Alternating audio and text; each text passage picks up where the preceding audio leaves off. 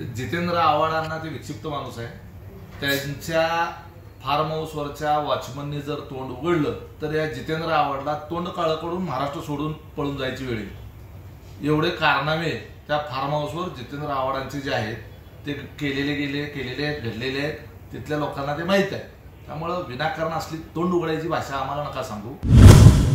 राष्ट्रवादी काँग्रेसचे मुख्य प्रदेश प्रवक्ते उमेश पाटील आपल्यासोबत आहेत. सर, काही दिवसापूर्वी जितेंद्र आव्हाड यांनी अजितदादांवर टीका केलेली आहे. आतापर्यंत बहिणीची नक्कल करणारा भाऊ आम्ही पाहिला नाही, अशा पद्धतीची टीका त्यांनी केलेली आहे. काय उत्तर द्या? अजितदादांना कोणाची नक्कल करण्याची काय आवश्यकता आहे? हास्यास्पद आहे ही बाब. उलट अजितदादांचीच नक्कल सुप्रिया सुळेंनी केली तर थोडंसं जनमानसामधला त्यांची स्वीकार्यता जी आहे ती जरा अधिक होईल.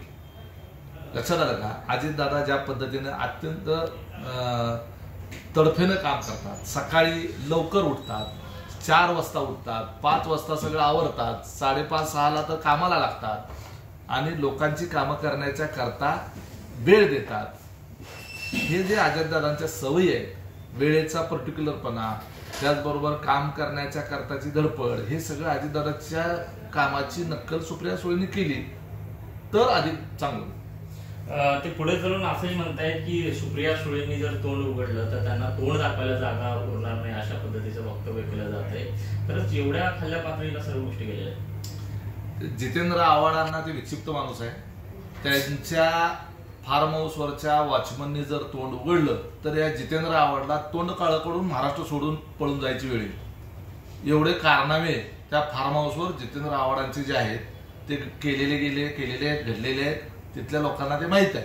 त्यामुळं विनाकारण असली तोंड उघडायची भाषा आम्हाला नका सांगू. प्रफुल्ल पटेलांनी तुमच्या दिल्लीतल्या कारनाम्यांचे जर बाहेर काढण्याच्या करता तोंड उघडलं तर अर्धी निवडणूक सोडून पळून जायची वेळ येईल. त्यामुळं ही तोंड उघडायची भाषा आमच्याकडे करू नका. अजितदादांनी आयुष्यभरामध्ये असं कुठलंच कृत्य केलं नाही की ज्याची त्याला शरम वाटेल आणि तोंड लपवावं लागेल. पुढे चालून ते असंही म्हणतायत की स्वतःच्या मुलीला मंत्रीपद देणं शक्य होतं पण ते दिलं गेलं नाही. त्याऐवजी अजितदादांना वेळोवेळी त्यांचा मान राखला गेला, मंत्रीपद दिली गेली.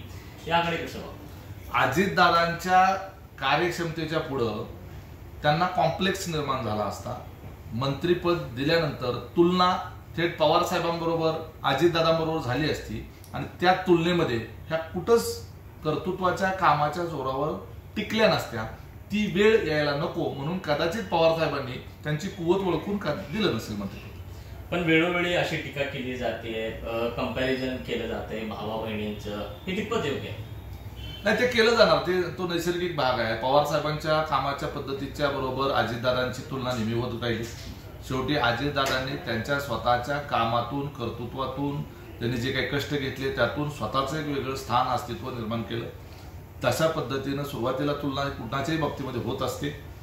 नंतर मात्र स्वतःच्या इमेजवर, स्वतःच्या ताकदीवर स्वतःची एक वेगळी इमेज ऑटोमॅटिक जी आहे ती कामातून तयार होत असते.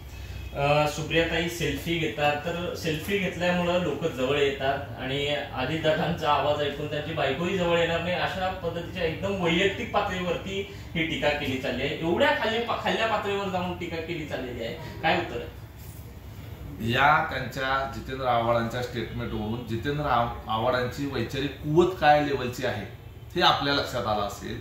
अजितदादाचा आवाज जसं फिल्म इंडस्ट्रीमध्ये अमिताभ बच्चनचा आवाज लोकप्रिय आहे तसा महाराष्ट्राच्या पॉलिटिकल इंडस्ट्रीमध्ये अजितदादांचा आवाजही तेवढाच लोकप्रिय आहे.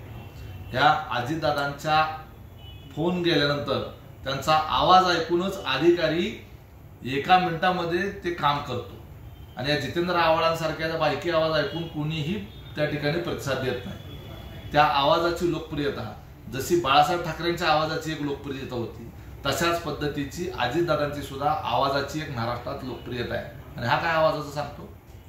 मागे एकदा सुप्रियाताईंनी सुद्धा अजितदादांच्या आवाजाबद्दल बोललो होतं. काय बोललो होतं, काय संदर्भात? हो, सुप्रियाताई म्हणाल्या होत्या ना की अजितदादा हे आमच्या पक्षाचे अमिताभ बच्चन आहेत आणि म्हणून ते तेवढे लोकप्रिय आहेत. आणि आता हा जितेंद्र आव्हाड काय सांगतात की अजितदादाचा आवाज जो आहे ते ऐकून त्यांची बायको पण जवळ येणार नाही. आता बायकांपर्यंत गेल्यानंतर जितेंद्र आव्हाडांना तर फारच मोठे प्रश्नचिन्ह निर्माण होतील. त्यामुळे त्या स्तराला जायला लावू नका. विनाकारण व्यक्तिगत आयुष्यामध्ये आम्हाला डोकवायला लावू नका. अजितदादांच्या इकडे तुम्हाला काहीच सापडणार नाही, परंतु तुमचं उचकायला गेल्यानंतर इतकं काही सापडेल की तुम्हाला नाकीनऊ होईल की कुठं आपण कुठं झापू आणि कुठं लपवू अशी परिस्थिती येईल. महायुतीमध्ये धाराशिवच्या जागेबाबत आणखीन धुसफूस वाढताना दिसून येत आहे. शिंदे गट मुख्यमंत्र्यांच्या भेटीला गेलेला आहे. कशा पद्धतीनं बघता या हे पहा की मध्यंतरी आपण पाहिलं विजय शिवतरेंची पण नाराजी त्या ठिकाणी दूर करण्यामध्ये माननीय मुख्यमंत्र्यांनी त्या ठिकाणी मध्यस्थी करून व्यवस्थित भूमिका पार पाडली. ते आता महायुतीच्या उमेदवाराचा प्रचार करतायत. इकडे तानाजी सावंतांच्या काही त्या ठिकाणी नाराजी असल्याचं ऐकायला मिळालं, परंतु माननीय मुख्यमंत्री या बाबतीमध्ये निश्चितपणे काही तोडगा काढतील आणि लवकरच त्यांची नाराजी दूर. नक्कीच, धन्यवाद दादा. तर हे होते उमेश पाटील. त्यांनी त्यांच्या स्वभावाप्रमाणे जितेंद्र आव्हाड यांना जशाच तसं सडेतोड उत्तर दिलेलं आहे. विश्वभूषण लिमय, साम टीव्ही न्यूज, सोलापूर.